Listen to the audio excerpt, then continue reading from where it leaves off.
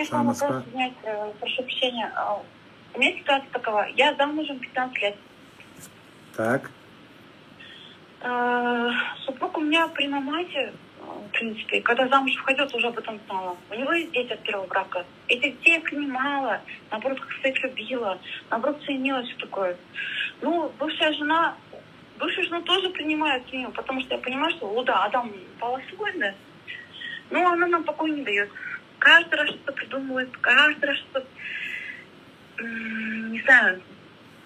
В этот раз муж пойдил, женили, у нас уже внуки есть, на то пошло. У вас что есть? Внуки. Уже внуки есть, вау. Уже внуки есть, мы уже вот от семейного бюджета все, чтобы этим детям. Эти дети, это мои моменты, это мои дети, пожалуйста. Но я на себя, мне кажется, слишком много возложила. Я сама полон жестком. Даже общаюсь. Ну смотри, Харанс, у него отношения с первой женой как? Ну, он как в принципе, ее отношений не было, но он мне вот так вот говорит. Это он говорит, да? Да. Ну, он общается. Ну, общаться, это неправильно. Это уже, если он официально разведен, это не его жена, это уже другая семья. Я замужем официально за ним. Нет. Если я имею в виду насчет первого брака. Я поняла, да. Да, теперь смотри, я знаю, что вы замужем, все у вас нормально, но в данный момент надо решить этот вопрос, поговорить, каково. Я вам вчера ночью писала, потом взяла, удалила сообщение. Мне стыдно было. Понял, я вас наберу, я понял, о ком. Все, хорошо, я вас понял. Все.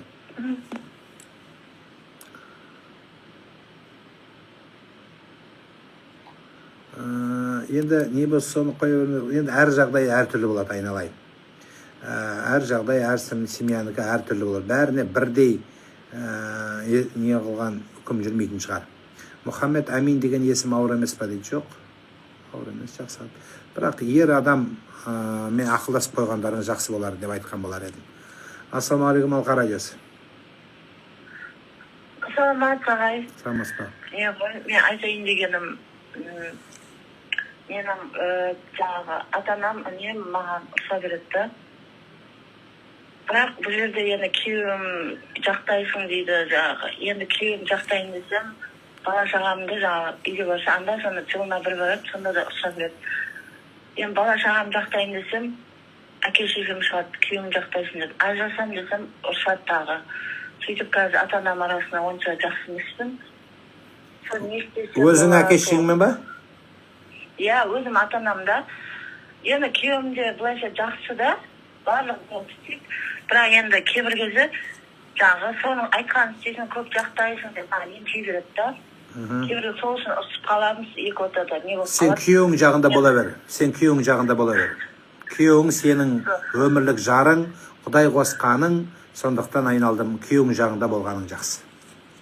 Күйеуім айтады енді, мүмкін ата-анаң кәтеген шығар, көңіліңе алма дейді, сонда да енді. Айта береді сол, күйеуің жағында, күйеуің тарапынан қабылдасаң сол дұрыс болады. Кілең қатын қалаш дейді. Сол қалашың сенің анаң, сенің қазақтың қарындасы, мұсылман қызың. Мен қазақпын деп Джокер дейді. Қатын қалаш деп сонда қазақтың қызын, мұсылманның қызын төмен түсіргенің ғой. Миыңның жеткен жер, санаңның жеткен жер, сол болса не істеген саған. Біздің чуақ ажыға оқшош дейді. Жарықтық чуақ ажы деген алымдардың алымы еле, ұстастардың ұстаз. Ал адамның бұт киіміне де келебейбіз біз. Құдайым жарылқасын чуақ ажығызды. Ассалаумағалейкум, Алқа радиосы. Саламатсыз ба? Саламатсыз. Ja. Тыңдап тұрмын сізді. Прямойға шығайын дейін. Шығып тұрсыз ғой, айта беріңіз. Алло, саламатсыз. Саламатсыз.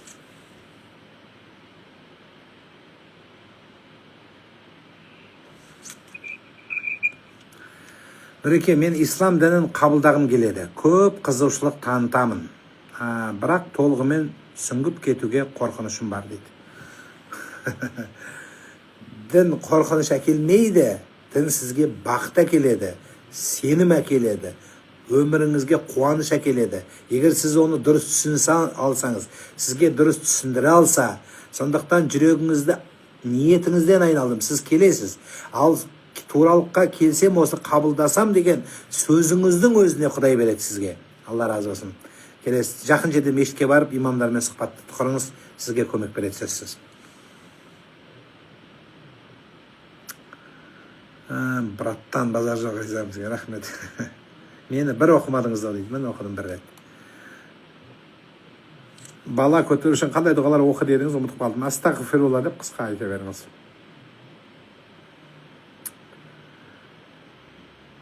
Ата-ананың жасаған жамандығы ұрпағының алдынан шыға ма дейді. Ата-ананың жасаған жамандығы, тәрбие бермегендігі ұрпағының алдынан шықпағанда қайдан шығады? Ата-ана тәрбие бермесе, өзі қаңғып жүрсе, ішкені арақ болса, сөйлегені өтірік, істегені харам болса, баласына тәрбие бермесе, әйелді ұрып соқса, асырамаса, қарамаса, бақпаса дегендей, ұрпақ бұзылмағанда не болады? Ол ұрпақ соның опығын жемегенде кім жейді? Әлбетте сол жейді. Құдайдың алдындағысын қоя тұрыңыз бұл дүниеде. Ал енді әлбетте ол үлкен қиянатты нәрсе. Алланың берген аманатын бұзу. Ассалаумағалейкум, Алқа радиосы. Ассалаумағалейкум. Алейкум рахматуллахи. Амыз қалай жақсыздар ма? Альхамдулилlah. Менде бір семейный бір сұрағым бар еді. Айта ғой. Естерімде басым қатыршы еді. Айта ғой бауырым. Әйелім кетіп қалғанда бір 4 ай болып қалды. Негізі. Кетіп қалу себебі екеуміздің арамызда ешқандай ұрыс керіс ештеңе жоқ. Мен әпкелеріме ұрысып қалған ғой. Бірақ еркек ретінде мен өз туылттым, тұрса менің әйелімдікі дұрыс емес екенінше. Сен менің әпкелеме қашып бітті, не бітті деген сияқты сен бар ғой. Енді мен әйеліме қанша еттім, былай етмей, кешім сұрай салып бете салсам, жоқ, әйелімнің гордысы бар. Осы қараған жақтікі, сегіз жақтікі. Мен өзім екі түкін адаммын. Бізде оңтүстік менталитеті өзіңіз білесіз. Енді уже 4 айдан бері мен әйелімді мен мамамды, әкемді бәрі көңіл алып жатыр, кел деп жүргенде әйелім қарсы алып жатыр, келгісі келмейді. Бардың ба? Бардым, біріміз секіріп бардым. Үлкендерді араластырдың ба? Араластырдым, я. Не дейді қыз? Жоқ деп тұрады. Енді жоқ дейін, болмайым, әйел болмайым десе қалай барасың, айтшы. Шарт қойып, ең болмаса бөлек тұрайық, бірнесе деп. Балам мен қызым бар, соларға қатты жүрегім ауырады. Қанша сенің жүрегің ауырса да, өзегі жарылып туған шешеге жете алмайсың сен. Әкенің жақындығы жезде даяқ. Сен егер болмайым да болмайым, тұрмайым да тұрмайым деген адамға сен қалай әйел қылмақшысың, оны өзің ойлашы. Сондықтан уақыт бер, тағы да 4 ай өтсе, тағы біраз уақыт өтсін. 2 баланы бағу, асырау қиындау. Сен жұмысыңды жақсы істе, айлық жалақыңды тап. Енді бардың, алдынан өттің, үлкендерді араластырдың, солардың, сол келінің әулетінің ішіне қарны шыққан депутаттардан бір туысқандары болса, солардың алдынан өт, кішкене анау влияние дейді ғой, қазақша ықпалы бар. Сол қыздың әке-шешесіне, сол қыздың өзіне өй дейтін бір нағашы біреу бар болса, соның алдынан өт. Иә, менен қате болыпты де. Сен ана разборкаға барған кезде ана әпкем бүйтіп айтты, мынаны бүйтіп айтты деме. Олардың бір тиынға сасық әңгімесін керек жоқ. Олардікі дұрыс болса да, біреудің алдына барғанда кішкене точка зрения, ақыры өзің тізеңді иіп барып тұрғаннан кейін көкірегіңді сен көтермей қой. Иә, сенікі дұрыс деп, былай алып шығып, кешір мені деп келінді жақсылап алдынан жұмсақтап сөйлеп, сыйлық беріп, мені кешір деп жүрегін жүбітуге әрекет қылсаң, жеңесің. Егер жоқ, онда да әрекет өтпесе, Құдайдан сұрап жүрегіне өтпесе, онда зорлап әйел қылмайсың, онда кеткен адам кетеді алтыным. Одан кейін кей кезде әйелдіге сенікі дұрыс деп үйрену керек, болашағыңа. Қасарыспау керек. Сәл ана кейбір осы жерде әпкелер деп, мысалы әпкелеріңмен ұрсын, қазір саған әпкелерің қатын болып бере ма? Ешқайсы қатын болмайды. Олардың әулеті бар, саған тамақ пісіре ма? Біреу тамақ пісірмейді. Сенің кіріңді жуа ма, киіміңді жуа ма? Жумайды, өзің жүрсің. Сондықтан айналайдым. Әйелдің аты әйел, егер әлі де болса да шансты шал, үлкендерді сал, сол жердегі бір сыйлы молданы, ақсақалды, бізде медиация орталықтары бар, келісім орталықтары бар, акиматта құрылған. Соларды қосып, бір бар күшіңді салып көр, білегіңді бір сыбанып. Мен саған бір мысал айтайын, бір жігіт басқа бір облыста маған шығып, мен бір сапармен сол жаққа барғанда, мен барып алып кеп берген жағдайым бар. Сондықтан да сол сияқты сол жердің сыйлы азаматтарын қосып, көріп, көрсең жүрегі жібейтін шығар. Енді бұның еш қайсысы әсер бермесе, онда болмайтынға болыспа дейді. Ары қарай жұмысың істеп, айлығын жинап, сол балаларыңа ақша жинайсың, келешекте мүмкін болса қайтар, қайтпайтын болса, кішкене ол қыздың да ашуы, ызасы тарасын, бір жылдың ар жақ бер жағында, соны көрерсің. Сен де дайын тұрған қатының жоқ үйлене салатын, онда дайын одноклассник жоқ үйлене салатын. Сондықтан сен көр, балам, сабыр етіп. Мен де көңілім қалып бартқан деп просто жүрші. Көңілің қалмайды. Екі балаң тұрғанда көңілің қалмайды. Қалған көңіліңді қайтарып аламыз. Екі бала тұрған кезде ешқайда кетпейсің. Бала бәрін реттейді. Көңілің қалды деп, о көңіліңді бұра берме. Кішкене сыйлық жібер, Каспийден ақша аудар, кішкене қарайлас. Ол қызы егер алмайда, шошаңдап жаңа айтқан, кейбір адамдардың гордысы болады, бірақ гордысы сасық гордыс болады. Кейбір адамның гордысы болады, орынды гордыс. Мен қазір бір бетке ғана айтып отырмын. Мен сенің ортаңда тыңдап жүрмін. Сен қазір мен сені ғана тыңдап тұрмын. Егер сенің әйеліңді тыңдасам, сен туралы том әңгіме айтады ол. Сондықтан бұл жерде әділетті болу үшін екі жақ бірдей тыңдалу керек, сол кезде дұрыс шығады. Жақсы жан, Алла береке берсін. Көлікте намаз оқуға бола ма? Жоқ. Көлік тоқтайды. Көлік тоқтамайтын көліктер болады. Мысалы айтайық, пойыз, ұшақ, бұлар тоқтамайды. Тоқтамай жүретін көліктер болады. Бұлардың ішіне намаз оқыса болады, және өрт сөндіруші, жедел жәрдем, полиция қызметі, жедел құтқару жәрдем, лаборатория, инкассатор, осы сияқты көліктер тоқтамаған үшін бұның ішіне намаз оқысаң болады. Намаздың уақыты шығып бара жатса, оның өзі ең соңғы уақытысын алып барасың. Егер болмаса, онда ішінде оқи бересің. Ассалаумағалейкум, Алқа радиосы. Сәлеметсіз бе? Мой вопрос, мамамаға сұрақ қояйын деп едім. Тыңдап тұрмай айта беріңіз. Тыңдап тұрмамыз ба, айтыңыз. Сіз Нұрлан ағай емессіз ғой. Мен Нұрлан имам өзім, тыңдап тұрмын, айтыңыз. Телефон дауысын басып қойсаңыз, мен естейсіз. Жақсы. Уақытымыз тығыз, енді сенсің менісің деп отыра бермейік. Жақсы. Біз ажырасқанымызға 2,5 жыл болды. Қыздарымның папасы мен әжесін тыңдайды. Маған келмейміз деп отыр. Қалай қайтаруыма болады дейді. Жаңа айттым ғой, сіз де сол бағытта жұмыс жасайсыз.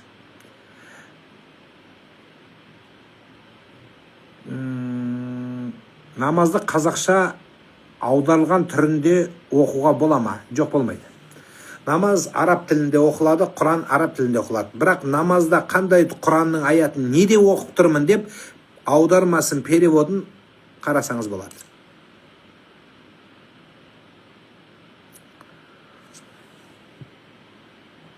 Жеке мәселемен қалай хабарласуға болады? Мешітке хабарласасыз. Аға, құрбан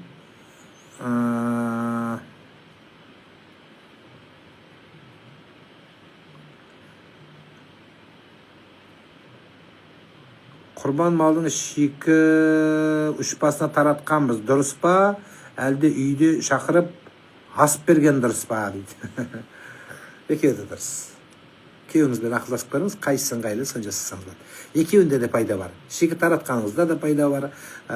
Бірақ сауаптырағы қайсысы десеңіз, егер ниетіңіз дұрыс болса, онда үйге адам шақырғаныңыз жақсы болады. Пайдалы желін айтайын. Біріншіден, маңдай тер төгіледі. Үйдегі балалар жұмыс істейді. Тамақ істейді, салат істейді, ет асады, чай қояды. Барлығы ұжымдасады. Бір. Екіншісі, үйге молда келеді. Молда құр келмейді, уағызын, шариғатын, кітабын алып келіп, сіздерге насихат айтады. Екі. Үшіншісі, үйді жуып тазылайсың. Үйге қонақ келе жатыр ма дейді ғой, үй жинасаң. Үйіңді жуып тазылайсың. дайындаласың, жаңа бір нәрсе сатып аласың. Әйтеуір үйге бір аура өзгеріп, бір жақсылық болады. Үйге қонақ шақырғанның сауабы, жақсылығы, ырысы, берекесі молырақ. Әпкелерің қатын бола ма деген дұрыс болмады. Дұрыс қой енді, әпкесі әйел болып бере ме не? Әпкесі бір туған әпкең әйел болмайды ғой саған. Мына бауыр деп жүгіргендеріңіз бауырдың орны бар. Сіздердің ана бауырмын деп өтіріктен бауырмашыл болудың қажеті жоқ. Бауырды жақсы көру деген сөз әйеліңіздің аузындағы, балаңыздың аузындағы нәсібені жырып, қарындасыңа, бауырыңызға беріп жақсылық жасау бауырмашылық емес ол. Бауырмашылықтың деген сөз ол бала шағаны аш қалдырып, немесе оның арын төгіп, әйеліңді бала бауырларының алдында жығып беріп, бауырларыңның қарындастарың, әпкелерің алдында боқтап, өзің ұялмай, қызармай түнде қойнына жатуың бауырмашылығыңа жатпайды, бұл надандыққа жатады. Ұнаса да, ұнамаса да сөздің шындығы сол. Бауырмашылық ондаймен жүрмейді. Бауыр болатындар ондай бауыр боламайды. Бауырдың не екенін білмейтін адамдар ол. Бауырмашылық ағайындықпен, адамдықпен, адалдықпен, шынайылықпен болып, бауырыңды құрметтеу деген сөз әйеліңді аяққа таптау емес. Әйелді құрметтеу деген сөз бауырларды жығу деген сөз емес, боқтап қуып шығу емес. Сондықтан әрқайсысына өзіне тиісті мәмілесін жасап, құрметін жасау сол бауырмашылық болады. Ассалаумағалейкум, Алқа радиосындасыз. Саламатсыздар, ағайынмен айтайын деп едім. Тыңдап тұрмыз. Мен мынандай сұрағым бар. Менің 2 ұлым бар. 2 ұлымның әкесі арақ ішіп, наркотик қолданып сөйтіп кеткеннен кейін үйіміздің мазасы қашты, неше түрлі ұрыс-керістер көбейіп кетті. Содан кейін мен балаларымның ондай тәрбиелігін көргенді қаламай, мен күйеуімді босаттым. Босаттым болғанда енді жібердім жайына. Бізден кет деп ажырап жібердім. Соны енді маған елдер айтады да, байын тидырма да дейді. Сол, мен балаларының психикасында болғанын қаламадым. Әкесі мен шешесінің бір-бірімен төбелесіп қырылысып жатқанын көргенін қаламадым. Әкесінің мас болып, наркотикпен кайып болып жатқанын көргенін қаламадым. Мен өзімнің істегенді дұрыс деп ойлаймын да. Дұрыспын ба, мен бұрыспын ба? Күйеуіңіз сізден кеткелі бері өзгерді ме ол? Өзгерген жоқ ол. Онда дұрыс қағасыз. 7 жылдың ішінде бірде-бір балалардың жағдайында сұраған. Онда дұрыс қағасыз. Ел былай сөйлейді. Қазір мақтайды, бір сағаттан кейін жамандайды. Өткен президентті жамандап жатыр. Кезінде аяқ қолын сүйгендер жамандап жатыр. Біз көрген жоқпыз ол кісінің жақсылығын. Бірақ қасында тұрғандар бетіне қарап, қызметін жасап, нанын жеп, кейін кетіп қалғаннан кейін жамандап, енді оңбаған адам екен дегендердің салы сияқты адамға жақпайсың алдыным. Адам былай айтады, ел сөйлей береді, не қыласың? Қазақ айтпақшы, ит үре береді, керуен көше береді. Сол балаларыңа дұрыс тәрбие беріп, сол балаларыңды жақсы тәрбие қыл. Егер шын мәнінде осы мақсатта балаңның болашағы сондай ұятсыздықты, арсыздықты, жаманды көрмесін деп шыққан болсаң, сенікі дұрыс. Саған Алла разы болсын. Бақытты болайын ағайын. Amin.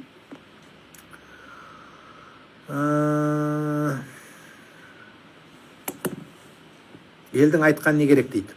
Жоқ, енді солай ғой. Біз енді солай айту оңай, бірақ кейбір адам оңай емес. Біліңіздер, елдің ішінде өмір сүргеннен кейін, ағайынның ішінде өмір сүргеннен кейін, анда барғанда піш-піш, мынанда барғанда піш-піш.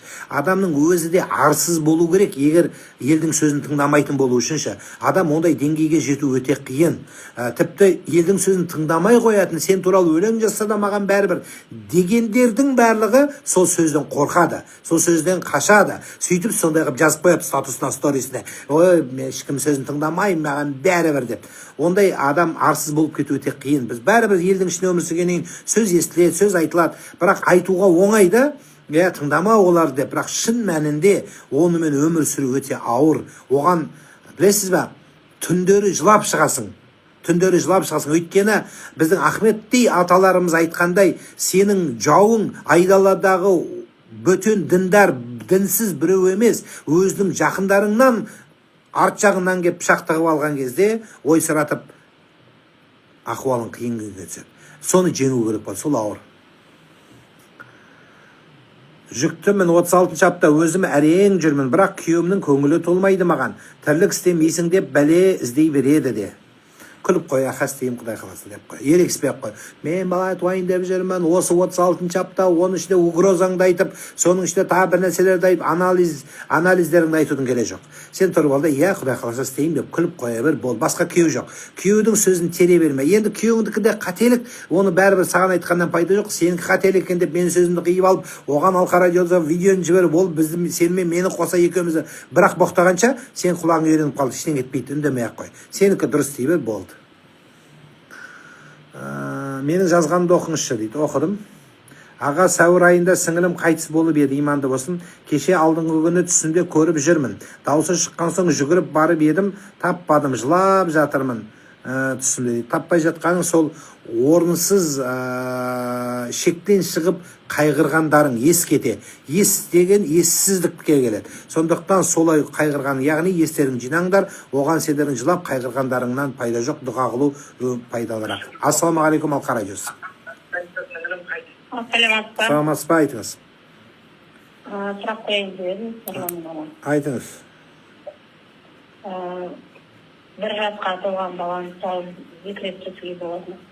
Жоқ, тұсауды бір-ақ рет кеседі, бұл біздің салтымыз. Қайта кесіп, ертең бір бай кеп қалса тағы кесіп, нағашысы кесіп, тағы кесіп, бір звезда кесіп, звездаға кестіріп, соседтерге кестіріп, қайын жұртқа кестіріп, нағашы кестіріп, бұл қазақтың ұлы салтын ойыншыққа айландырмау керек. Бір рет кесіледі, таңдап тұрып, сол болды, сонымен тоқтайды.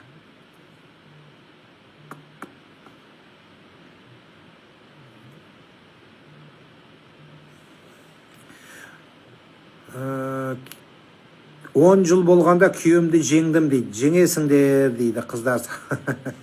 Дұрыс қой енді, бірақ елдің бәрі сіз сияқты емес қой, шыдамдық, шеңбері, әркімнің жаңағы диапазоны әртүрлі ғой. Дауысы, сөзі, әрекет. Сондықтан шыда деп айтамыз ғой, бірақ айту оңай. Түсінесіз ба? Мысалы, сіздің күйеуіңіз қанша сізге қиыншылық көрсетсе де, мүмкін ұрмаған болар. Біреудікі ұрмаған болса да, сөзбенен соншама қорлайды, адамның өмірі қиналып кетеді, түсінесіз ба? Сондықтан қалай болғанда да, мысалы өткенде біреуге солай шыда деп айтқан екен, күйеуі ұрады екен, ұрып өлтіріп қойыпты. Ал енді сонда не шығады? Сондықтан әр жағдайда ситуационы, мысалы мен жалпы айтып отырған нәрсем, ол бір әулеттің бір ғана жағдайы, ол барлығына өте бермейді. Сіздің ситуацияңыз әртүрлі болуы мүмкін. Мәселе осыда. Ер адам әйеліне жоқ жерден көп жала жауып, көңіліне тиетін сөздер айтса, не істеуге болады, қалай түсіндіруге болады? Я тебя люблю деп айтасың, болды, сонымен бітеді мәселе. Үстіне жабысасың, құшақтап сүйесің, кешір дейсің, сонымен. Еркек пен әйелдің ортасын дауын түн шешеді дейді атаң қазақ. Сондықтан кешке қап күліп, көзіңді қысып, кішкене билеп бересің алдында, айланып сальто жаса, шпагатқа отыр. Бәрі сен үшінде әдем-әдемі көйлектерді ки үстіңе әтір сеп, айланып сальто жаса ары бері. Содан кейін жақсы тамақ істеп бер оған. Барлығы сөйтіп басталады. Еркектің сөзін аңдай бермеңізді. Кейбір еркек сөйтіп өзін ашуын, еркектігін көрсетеді. Я сенікі дұрыс де, болды, сонымен бітеді мәселе.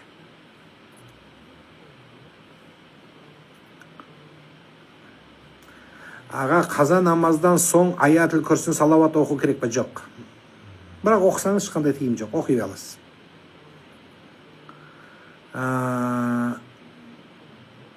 Аға, қалай отбасын сақтап қалуға болады? Араға ене түсті отыр. Кетіп қалғаныма 2 ай болды, уже ешқандай хабар жоқ дейді. Қайттан бар. Кешіріңіз, мен шатасып қалдым. Мені ессіздікі дұрыс деп барып, содан кейін жеңесін түбі. Бағана ана қыз айтқандай. Болды, кетіп қалғаннан кейін енді өкініп отырсың, көрдің ба? Кеткенде ашуға барып кеттің, енді қайту есігі ауыр болып тұр. Сосын айтқан, қайтып кірер есігіңді қатты жаппа дейді. Барып кешірім сұрап, мені кешір десең, бәрі орнына түседі. Анасы, енең де кешіреді, күйеуің де кешіреді, бірінші сообщение жаз. Сені жақсы көріп жатырмын, ұйықтай алмай жатырмын деп жаз, неше түрлі бәрі. Сонымен бар.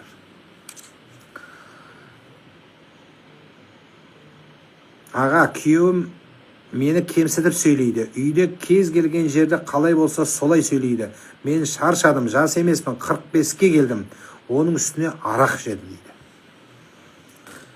Не бүгін әйелдердің мен күйеулердің мәселесі болып кетті ғой, Құдай-ау. Қараңызшы, 45-ке келгенше шыдадыңыз. Бұл әңгімені 45 жыл айтқан жоқсыз. Енді 45-те 20-да шықсаң, енді 15 жыл тұрыпсың. 15 жыл болған күйеуіңіз несін жамандайсыз? Одан бері 3 бала дүниеге келді. Енді кішкене сабыр етіп, менімше, етіңізді үйренетін болды. Ол ақымаққа. Сондықтан ақымақтық, еркектің әйелін түсіргені, мазақтағаны. Мен осы сөзді қорытындылап, мына сөзбен жауап берейін. Осы сөзді қиып алыңыздар да, любой еркекке жіберіңіз, бәрін айтыңыздар. Ер адам, мейлі әйел адам болсын, қайсының қуаты күшті болады дәулеті. Сол дәулеті, сәулеті күшті адам өзінің Құдай қосқан жарын мазақтап, айыптап, ар-намысына тиіп, қорлықпен, зорлықпен, зомбылық көрсетіп, немесе ұрып, сондай қиянат жасаса, сондай жасаған үшін Алла тағала оның жазасын мына нәрселермен береді. Бірінші, сондай қорлықты бұл дүниеде көрмейінше өлмейді. Екіншісі, пайғамбарымыз ант етіп Құдайдың атымен айтқан, сол қызметшісі болсын, мейлі әйелі болсын, мейлі тәуелді болған адамға қорлық, мейлі айдаладағы біреуге қорлық көрсетсеңіз, сол сіз қорлық көрсеткен адам сіздің көз алдыңызда көтеріліп авторитеті аспанға жайрап шыққанын көрмейінше сіз өлмейсіз. Соны Құдай әзіз қылмайынша сен қор болмайсың. Біліп қойыңыз. Сондықтан біреуді әлсізді, күшсізді, қорғаусыздың панасы Алла екенін ұмытпаңыздар. Жазықсыздан жазықсыз біреуге қиянат жасадың ба? Сол қиянат жасаған адамың сенен асып түспейінше, сен Алла оны азиз қылмайынша, көтермейінше деп келеді кітапта, сен өлмейсің. Сондықтан ешкімнің қиянатына қалмаңыз, ала жібін аттамаңыз. Аборт күнә ма? Егер ажырасайын деп жатса, харам болады. Ажырасаң да, ажыраспасаң да. Менің күйеуім менің төркініме қарсы дейді. Неге дейді. Мен өзін сұрамайсың ба? Неге қарсысың өзі, саған не жамандық? Енді сөйтіп үйрететін. Қатын жаман, қатын дұшпан деп үйрететіндер бар. Не істейсің? Ерекспей ақ қойыңыз. Ассалаумағалейкум, Алқа радиосы. Алла, саламатсыз ба? Сәлеметсіз бе, тыңдап тұрмын сізді. Менің бір сұрағым бар еді. Карта аштыру дін бойынша күнә ма? Күнә, харам. Карта аштырса да, кофе аштырса да, асықпен ашса да, сүйекпен ашса да, жауырынмен ашса да, не ашса ол ашсын, болмайды. Тек қана магазин ашсаң болады, торговый дом ашсаң болады, қалған бала ашу ашатын бәрі харам. Тіпті ауыррақ айтса күпірге дейін барады. Ассалаумағалейкум, Алқа радиосы. Кеш жарық, Нұрлан аға, қалдарың қалай? Рахмет, Алла разы болсын. Мен енді барлығы мәселе айтып жатса, мен сізге алғысымды айтайын дедім. Рахмет. Сіздерді біраз болды көріп жүрміз. Өте мына отбасылық мәселелер бойынша бала, шаға, күйеу, ата-ана дегеннің бәріне өте жақсы пікір айтып, жақсы жағы бағыт беріп отырасыз. Көп жасаңыз, Алла разы болсын. Міне бізде сіздер тыңдағалы енді шыны керек өзімізде 20 жыл болды отасқанымызға. Күйеуіңізбенен осы болып шарт ұрсатын кезде сіздердің сөздеріңізді есімізге алып, біресе күлеміз, біресе ойланып қаламыз, сөйтіп үндемей қаламыз. Ана телевизорды көтеріп алып келіп, WhatsApp-пен мә деп тыңдамынан деп айтасыздар. Жоқ, оны айтпаймын, сізді тыңдап отырсақ. Рахмет. Қазір сіздің жолдасыңыз қасыңызда ма? Жоқ, ол кетіп қалды, ол қазір көрсе, ұрсат, отырмай прямой эфирде ананы істе, мынаны істе. Дұрыс айтады күйеуіңіз. Иә, сондықтан өте дұрыс бағдар бересіз. Рахмет. Менің айтайын деген, сіз өте жақсы айтасыз. Семья болу оңай емес. 20 жыл бойы бізде мысалы бала болмады. Алла ұмыт 20-19 жыл дегенде бала берді қазір. Баламыз бірде. Алхамдулилля. Соны айтайын деген жастар тыңдасын сізді көп.